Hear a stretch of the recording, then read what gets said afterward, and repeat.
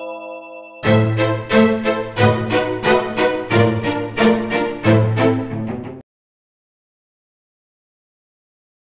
déni, ça suffit. Le déni, ça suffit, c'est un nouveau site, c'est un mur de témoignages contre la pédocriminalité. C'est-à-dire, mesdames, que contre le mur du silence, que bien souvent j'ai pu constater personnellement avec les gendarmes, avec les policiers, avec les magistrats, avec les politiques, sur le problème de la pédocriminalité, vous avez décidé de donner la parole, en fait, à ceux qui ont été victimes ou qui sont victimes de pédocriminels. En fait, ça nous est venu de façon très simple. C'est essentiellement en tant que citoyenne, finalement, qu'on s'exprime là.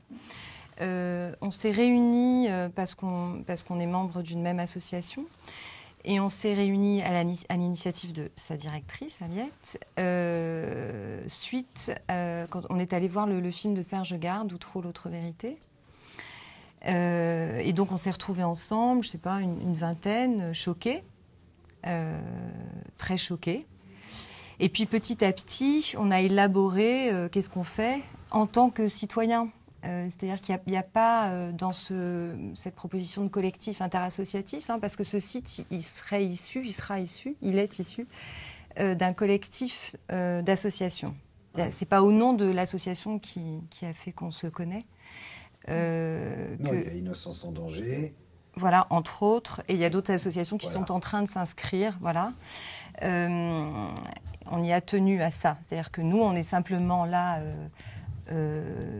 citoyennes, on réagit et on a demandé aux autres associations de se réunir, effectivement, pour dénoncer la même chose que ce qui nous a choqués. C'est-à-dire qu'après le choc, on s'est dit qu'est-ce qu'on fait en tant que citoyenne, qu'est-ce qu'on fait, qu'est-ce qu'on dit. Et on a eu envie de donner la parole, effectivement, aux victimes. Tout de suite. En fait, ces victimes, elles ont bénéficié d'une sorte de cadeau à la fois inattendu et dont elles ne peuvent jamais se débarrasser tout au long de leur vie. Elles souffrent avec ça et elles peuvent en parler nulle part. C'est pour ça que là, au moins, elles vont pouvoir dire ce qu'elles ont sur le cœur et faire prendre conscience peut-être aux gens d'une réalité qu'on cache en réalité. D'ailleurs, pourquoi est-ce que c'est... Je ne vois pas d'autres tabous aussi forts en France. Pourquoi c'est ce tabou-là? En fait, pour moi, c'est moins comprendre le pourquoi du tabou que le voir, le constater et mobiliser une énergie qui est moins autour de la pédocriminalité qu'autour du déni, de l'indifférence, de la banalisation, et surtout parce que ça concerne des enfants. Bon, des enfants qui ont grandi, qui sont devenus adultes et qui peuvent témoigner. C'est pour ça que, pour moi, le mot important, c'est celui du déni. Parce que quand nous parlons de pédocriminalité, ça touche beaucoup de personnes, mais ça ne fait pas que tout le monde se sente vraiment concerné. Alors que notre objectif, c'est de permettre à tout le monde de se sentir concerné par le déni, par cette indifférence, par on regarde ailleurs. Donc pour moi, c'est absolument pas de répondre à la question pourquoi. Pourquoi ce déni? C'est agir pour en sortir. En sortir, ça serait faire évoluer quoi? La société, la mentalité des gens? Oui, oui. Les réveiller à cette réalité. Mais en famille, par exemple, vous ne pensez pas qu'on en parle plus aujourd'hui qu'autrefois? Non, je ne crois pas. Ça reste tabou? Oui. Et j'aime bien que vous insistiez sur le mot tabou majuscule. Oui, c'est un tabou. Et c'est aussi ce tabou que Serge Gard regarde autrement dans son film, Outre l'autre vérité. Donc, c'est reprendre d'une autre façon, parce que dans le film de Serge Gard, il s'agit de passer par la justice, alors que là, nous passons par autre chose, complètement autre chose, une autre logique. C'est une logique, alors quoi, citoyenne? Oui, citoyenne, c'est aux gens de parler, de s'exprimer directement. Et eux, à faire ça, en fait, qu'est-ce qu'ils y gagnent, si on parle vulgairement? Alors, ils le disent beaucoup dans les témoignages, simplement.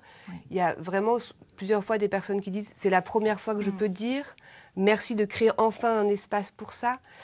C'est pas du tout courant, il n'y a pas cet espace-là, il n'existe pas. Donc ils y gagnent d'être entendus, de pouvoir montrer quelque chose d'eux, ce qu'ils ont vécu, et puis les conséquences. Beaucoup parlent de leur vie après l'événement, et puis tout ce qu'ils ont vécu après cet événement. Ce sont donc comme des sortes de lettres qu'ils écrivent? Oui. Oui. Pourquoi c'est pas des vidéos? On est à l'ère de la vidéo et c'est un site internet. Peut-être un jour. Pour le moment, notre début de mobilisation, c'est dans quelque chose qui est plus simple, apparemment, mais peut-être pas, et qui permet à chacun de prendre un crayon, d'écrire, d'envoyer un témoignage. Et quelquefois, ça c'est mon expérience, c'est des personnes qui me demandent de les aider à l'écrire. Et qu'est-ce qui prouve que c'est pas inventé, qu'il n'y a pas des mythomanes qui écrivent des récits qui seraient faux? Rien ne le prouve, Non, en fait. non. On ne pourra pas prouver ça. Après, à la lecture des témoignages, je pense que cette question ne se pose même pas. C'est-à-dire qu'on reçoit juste des paroles extrêmement singulières qui viennent vraiment de personnes. Alors s'il y a des personnes qui prennent du temps pour élaborer ça, moi, ça éveille ma curiosité, mais il y a vraiment le sentiment de choses très différentes et très singulières. Est-ce qu'il y a des commentaires qui sont admis? Non, ça, on a vraiment tenu à ce qu'il n'y ait aucun Pourquoi? commentaire. Créer vraiment un espace sécure, sans justement possibilité de récupération, dans un sens ou dans un autre, enfin en tout cas de vraiment gagner en sécurité. Après, ce qui peut être dit du site à l'extérieur, voilà, ça on ne pourra rien en faire. Alors visiblement, ce qui est important pour vous, j'ai vu que vous aviez mis un compteur en fait. Alors pour l'instant, il y en a 60, vous débutez, vous venez de le lancer. Mais le but, c'est qu'il y en ait énormément en fait. Vous voulez montrer à quel point... Que C'est ça pas reflète. forcément un but. Au tout départ, on a pensé à un mur physique. Et pour des raisons d'autorisation, etc., ça a été compliqué. Mais au départ, on voulait que chaque personne arrive et mette une brique avec un nom, de tel âge à tel âge, j'ai été victime d'un pédocriminel, etc. Le but, nous, s'il y en a 200, il y en a 200, s'il y en a 2000, il y en a 2000, s'il y en a 20 000, il y en a 20 000. C'est juste mettre à disposition cet espace-là, justement sans commentaire, sans analyse. Pour le moment, il n'y a pas d'analyse. Sans numéros qui pourraient être des numéros de soutien, ou etc. C'est vraiment l'espace des victimes de pédocriminalité. Vous ne souhaitez pas non plus confier certains dossiers à des avocats ou à des psychologues ou à des psychothérapeutes? Non. Une des ambitions qu'on a, qui est formulée sur le site, c'est de porter ces témoignages à des autorités compétentes ensuite au niveau de l'Union européenne, au niveau de l'ONU. À un moment donné, s'il y a un certain nombre de témoignages, ou même à un moment donné, pour là faire entendre quelque chose à ces autorités qui pourraient agir de manière conséquente au niveau de la société. Vous savez qu'il y a beaucoup de jeunes qui fréquentent Internet, donc il y a des jeunes qui vont tomber sur votre site. Et si eux-mêmes sont en ce moment victimes de pédophiles, est-ce qu'ils peuvent témoigner? Ou est-ce qu'il faut être majeur? Non, ils peuvent tout à fait témoigner. Ils peuvent aussi envoyer? Oui, bien sûr. Bien sûr. Mais là, vous allez avoir envie d'agir, forcément.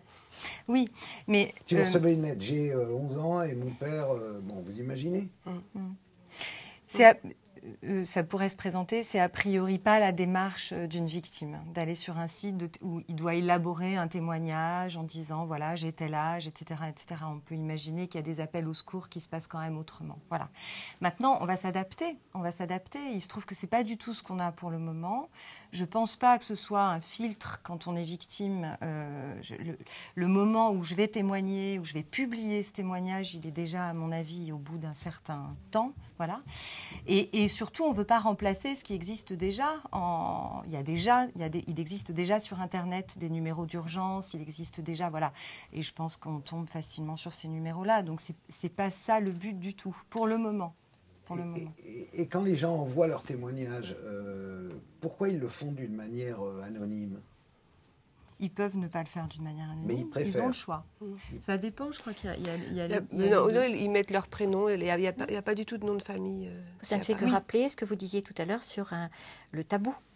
Donc, c'est une forme de prudence. Même des années après? Oui, ah oui.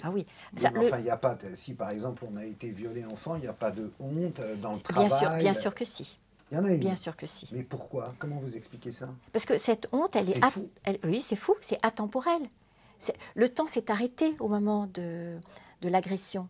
Et donc, il y a une vie sociale qui se prolonge, qui se continue, mais il y a quelque chose qui s'est arrêté. Il y a une horloge qui s'est arrêtée. Et la honte avec cette horloge. Et qu'en est-il de ceux qui, ayant subi des outrages comme ça enfants, deviennent à leur tour pédophiles? Ils ont le droit de témoigner aussi? Bien sûr. Oui. Il y en a un déjà qui le fait dans les témoignages qui sont sur le site actuellement. Parce que eux-mêmes, quand ils avouent leur pédophilie, on ne peut pas dire qu'ils soient particulièrement pris en charge par la société. Non. Alors cette personne-là, elle est en cours, ça a été pris en charge, il y a un procès qui est en cours. Ouais, alors Voilà. lui, il s'est fait arrêter, quoi. Il s'est fait dénoncer. Mais il y en a qui sont pédophiles. On avait un exemple dans un film qu'on avait fait sur Zandvoort, où en fait le gars disait, ben voilà, et juste la diffusion du film a fait qu'il s'est fait casser la gueule. Donc Oui. Mais il n'y a pas d'aide pour eux non plus. Sans doute pas suffisamment, oui. Mais un des premiers choix que nous avons fait, c'est d'utiliser le vocable pédocriminalité, justement. Pour... Et pas pédophile. Oui. Est-ce qu'il n'y a pas un danger que certains témoins cherchent à instrumentaliser votre site De quelle manière, par exemple pour leurs besoins personnels? C'est-à-dire dire, regardez, j'ai été publié sur ce site, cela prouve bien que ce que je dis est vrai. C'est un risque, mais bon, ça ne va pas nous empêcher de garder ce mur comme un cadeau fait à ceux qui peuvent l'utiliser pour eux et pas contre nous. Voilà. Et chaque personne qui donc témoigne signe aussi une charte dans laquelle il y a des précautions autour de la... comment on De appelle, l'éventuelle récupération, et de la diffamation, etc. Oui. Donc, bon, en tout cas, on a... C'est vrai que c'est un risque, oui. Et dans les témoignages que vous avez reçus jusqu'à présent, est-ce que vous avez reconnu des affaires célèbres? Personnellement, Ah non. non, Non. c'est vrai. Parce que ça peut arriver aussi. Oui. Ça arrivera certainement. Et est-ce que vous avez demandé, pour lancer ce site, parce que ça coûte quand même un petit peu d'argent, et puis il faut le maintenir, il faut le modérer, le surveiller, vous ne pouvez pas publier n'importe quoi, donc est-ce que vous avez demandé à des sponsors de vous aider? Est-ce qu'il y a des entreprises que ça peut intéresser? Est-ce que... On n'a pas commencé encore ce démarchage-là. Là, on a vraiment fait avec les moyens du bord. On a eu quelques soutiens Oui, personnels. de personnes. Combien? Une cinquantaine de Oui, personnes? une cinquantaine, qui sont vraiment déjà impliquées à leur façon. Tout à l'heure, j'ai quelqu'un qui m'a demandé si on cherchait des bénévoles pour nous aider justement à entretenir le site. Enfin, c'est quelque chose qui a parlé à beaucoup de personnes. Donc déjà. ça prouve que vous répondez à un Ah, manque, oui, ça, sûrement. Oui. un truc qui Ça, n'existe Oui. pas. Oui. ça part d'un choc, hein. Oui. Ça part d'un choc, Ouais, bien cette sûr. histoire. Ça part pas de... On n'est pas parti on fait pas partie d'associations qui sont sur ce terrain-là. Voilà, ça part d'un choc. À l'issue de ce film, on s'est vraiment retrouvé autour d'un thé à être, en tant que citoyen, complètement choqué, surtout du déni. C'est-à-dire, on est informé, on savait que la pédocriminalité existait, voilà, bon. Ce qui nous a complètement mobilisés dans le cœur, quoi, dans les tripes, c'est ça. Mais on a l'impression qu'on ne voit pas. Et donc, on a eu envie de crier. Moi, personnellement, à partir du moment où j'ai un choc comme ça, en tant que citoyenne, si je crie pas, je sais pas ce que je fais. Enfin, je vais mal. Donc, j'ai cette espèce d'énergie presque obligatoire. Enfin, voilà. Donc, on s'est retrouvés là à une vingtaine. Qu'est-ce qu'on fait? Alors, c'était autour d'Outreau, mais peu importe. Il se trouve qu'après, ça s'est un peu concrétisé au moment du procès de Rennes. Voilà.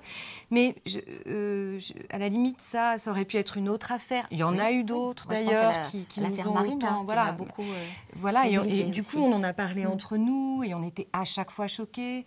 Voilà, c'est-à-dire que je pense que ça vient surtout du fait que, en tout cas, je parle pour moi, plus que les victimes, j'ai entendu parler des affaires. Voilà. Et ça, à un moment donné, toujours de façon très personnelle, ça me convient pas. Il y a quelque chose qui ne me convient pas. Alors, les avocats, les médias, peu importe, chacun, je crois, se sert là-dedans, mais ça ne me convient pas. Et c'est là où moi, j'ai besoin d'une implication politique au sens large du terme. C'est-à-dire qu'il y a un moment, il faut que ça devienne l'affaire de la société, quoi. Il faut qu'on s'approprie ça. Et c'est ça le sens de ce collectif qu'on propose. Bon, mais on est à la fois novices et à la fois on a la force de ce choc-là. C'est-à-dire je nous sens tous, et les 50 personnes à travers nous, et les associations qui commencent à s'intéresser à ce site internet. On a la force du choc, de la colère, de l'indignation. Quand vous entendez que 10 000 enfants ont disparu parmi les migrants, c'est un chiffre qui est extravagant. Oui. C'est Interpol, donc il est sans doute vrai. Vous avez l'impression que, bon, alors tout le monde a été pareil, il faut faire quelque chose, mais qui fait quoi? Oui. Moi, je m'interroge surtout sur les 10 000. C'est quoi 10 000? Pourquoi pas 12? Pourquoi pas 8? Comment on les compte? Est-ce qu'on compte dedans les enfants dont on suppose qu'ils se sont noyés ou pas? Est-ce que ce sont les enfants qui sont déjà arrivés dans l'espace Schengen ou pas? Moi, ce qui me terrifie, c'est l'à peu près, quoi. Là, je suis terrifiée. Je suis terrifiée parce que après, quand on conclut que ces 10 000 enfants sont rejoignent probablement des réseaux criminels, oui, je ne suis pas très étonnée. L'éternelle question, quand on avait demandé à différents gardes des Sceaux, d'ailleurs c'était des femmes, différentes gardes des Sceaux, combien d'enfants ont disparu en France et qu'elles étaient incapables de le dire.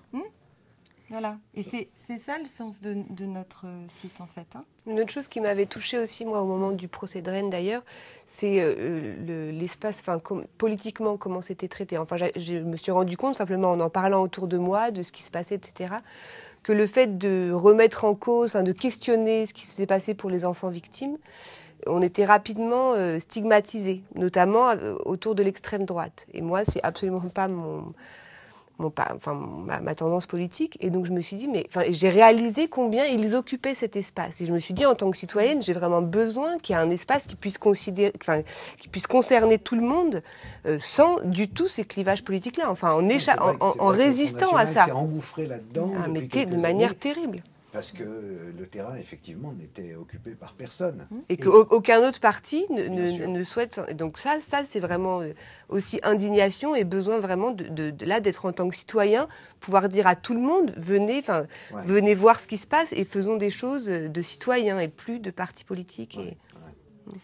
Je reviens à ma priorité, celle que je crois partager.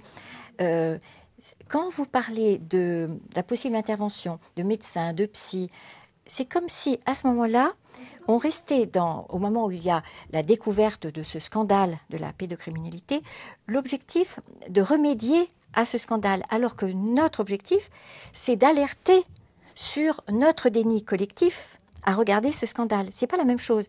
Et quand vous parlez de ce qui se passe dans d'autres scandales, pour moi, c'est vraiment ce à quoi je vais être attentive et le dire, c'est moins pour avoir une action pour réduire le scandale que pour mobiliser tout le monde autour de l'existence d'un scandale. C'est pour éviter le scandale. C'est pour éviter le scandale du déni. À la base. Non. C'est pour éviter le scandale de l'indifférence, de l'évitement de regarder. C'est nous réveiller. C'est pas forcément agir pour ce collectif. Mais j'insiste beaucoup là-dessus. Donc, en fait, vous faites un appel pour qu'il y ait un maximum de témoignages. C'est ça. Que tous les gens à qui c'est arrivé aillent sur votre site, dont l'adresse est en train de s'inscrire au moment où je parle, vous rejoignent et envoient leurs témoignages. Voilà. C'est ça qui est important. Parce que même si c'est pas un concours, et vous ne cherchez pas à faire le... Non, il n'y a pas de performance à la clé. Non. Mais en même temps, plus il y en aura, plus ça montrera qu'il y a un déni. Et puis c'est d'inviter tous les citoyens à venir voir. Si on n'a pas été victime, à venir lire, à entendre. Oui, et ça peut aussi rappeler des choses, rappeler des choses qui sont arrivées, peut-être un frère, une sœur. Un voisin, un cousin.